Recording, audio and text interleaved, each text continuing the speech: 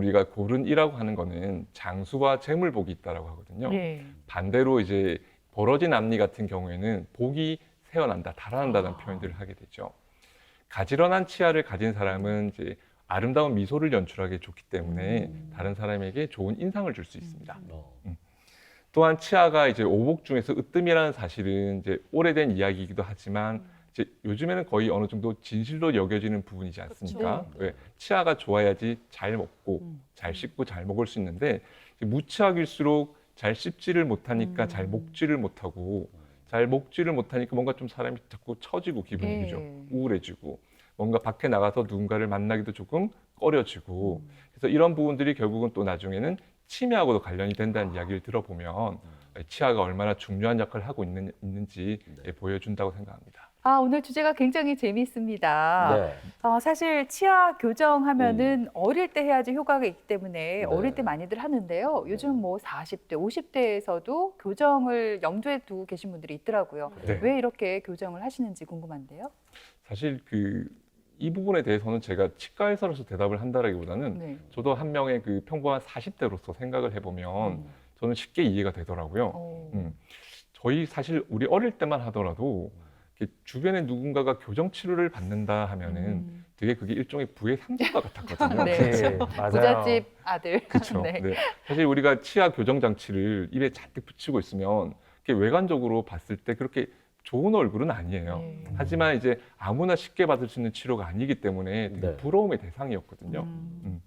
그래서 그 당시에도 이제 물론 교정 치료 비용이 비싸기도 했겠지만 우리 사회도 전체적으로 그렇게 넉넉한 상황은 아니었고 그렇다 보니 우리가 어릴 때 어떤 그런 경제적인 이유로 뭔가 치료를 받지 못했다라고 하면 사람 심리가 보상 심리가 좀 생기죠. 네. 네.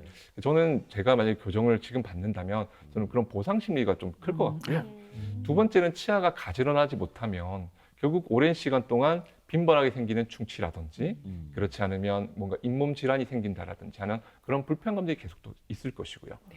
마지막으로는 뭔가 내가 웃을 때 그렇게 자신감 있게 웃지를 못하게 되면 우리가 오랜 사회생활 속에서 그죠? 그런 내가 누군가에게 풍기는 어떤 인상 이런 부분들이 조금 손해를 보게 되니까 이제 그런 것들이 누적되면서 이제 좀 나이가 내가 찼음에도 불구하고 교정 치료를 받고 싶다 이런 생각이 들게 되는 것 같아요. 네. 저는 지난번에 원장님 나오셨을 때 네. 소개를 이렇게 해주셨어요. 제가 메모를 해뒀거든요. 우와. 대한 아간면 성형 재건 외과 네. 인정이. 네. 네, 맞죠? 길다. 네, 맞습니다. 인정하시죠? 네, 예. 알겠습니다. 근데 아간면 성형 재건이라고 하면 저희가 네. 흔히 알고 있는 양악 수술을 의미하는 게 아닐까 싶거든요. 네. 네, 어때요?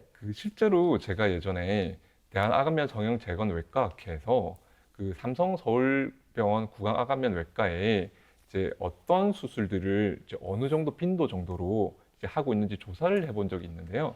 그래서 저도 제가 실질적으로 참여했던 수술들이 이제 뭐가 제일 많은지를 알게 됐죠. 그게 우리 소위 말하는 양악 수술이더라고요. 그래서 양악 수술에 많이 참여를 하고 이렇게 관심을 가지게 되다 보니까 저도 이제 자연스럽게 사람의 얼굴 비율에 대해서 네. 좀 관심을 많이 가지게 되었습니다. 네. 우리 얼굴도 수평적인 좌우 이런 폭이라든지 아니면 수직적인 위아래 이런 길이의 비율에 따라서 이제 다양한 얼굴 형태가 있겠는데요.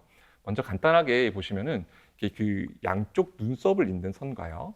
그다음에 양쪽 콧날개를 잇는 선, 이 두 개의 선을 기준으로 하게 되면 그 윗부분에 윗부분을 우리가 상안모, 그 사이를 중안모, 아래쪽을 하안모에서 상중하안모, 그죠? 이렇게 세 가지로 나누어 볼 수 있습니다. 네. 근데 먼저 상안모 같은 경우에는 이제 뇌를 감싸고 있는 두개골에 의해서 이제 두개골이 있는 부위이기 때문에 인위적인 수술을 통해서 그 폭을 줄인다, 길이를 줄인다 하는 것들이 굉장히 어렵습니다. 네. 그래서 상안모는 우리가 좀 건들기가 쉽게 어렵다라고 표현하고요. 중안모 같은 경우에는 이제 광대 수술을 하게 되면 광대 이 좌우 폭경을 조금 줄이는 수술이 가능하고요. 그다음에 이제 양악 수술을 하게 되면 수직적인 이 높낮이를 조금 조절할 수 있습니다. 마지막으로 이제 하안모 같은 경우에는 양악 수술을 통해서 하기도 하고 안면 윤곽 수술 같은 것들을 통해서 다양한 형태의 변화가 가능하다고 하겠습니다.